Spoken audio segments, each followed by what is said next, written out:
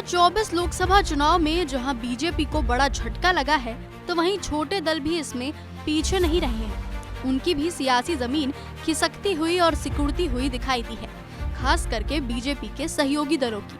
तभी तो अब कहा जाने लगा है कि बीजेपी के बड़बोले सहयोगी निकले दगे हुए कारतूस, जो नतीजों में औंधे मुंह गिरते हुए दिखाई दिए, चाहे फिर वो सुभाषपा हो या फिर निषाद पार्टी। बाकी अपना दल बस अपनी साख ही बचाने में रह गया। तो वहीं आरएलडी ने अपना सपना तो पूरा कर लिया, लेकिन बीजेपी के सपनों पर पानी फेर दिया। यानी कि आरएलडी बीजेपी के साथ तो आ गई थी, लेकिन पश्चिमी यूपी में बीजेपी की मदद नहीं कर पाई और अक्सर अपने बड़बोलेपन के लिए जाने जाने वाले नेता ओपी राजभर ने फिर से बीजेपी को निराशा के अलावा कुछ नहीं दिया है। न इनकी छड़ी का जादू घोषी उपचुनाव में चल पाया था, बावजूद बीजेपी ने उन्हें फिर से मौका दिया।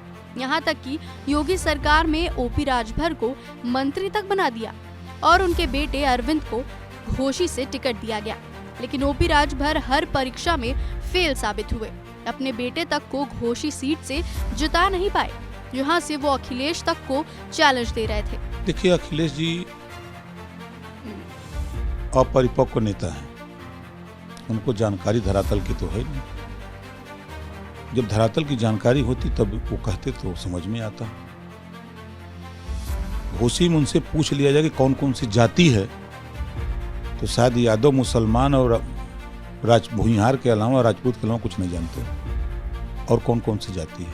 ओम प्रकाश राजभर किस गांव में कौन कौन सी जाति रहती है, किसको वोट दे रही है, एक एक गांव 2125 बूथ है, उनको तो ये भी नहीं पता होगा घोषी में कितने बूथ हैं। इसके अलावा योगी के मंत्री संजय निषाद के बेटे संत कबीर नगर से मैदान में थे, लेकिन अपनी सीट भी बचा नहीं सके।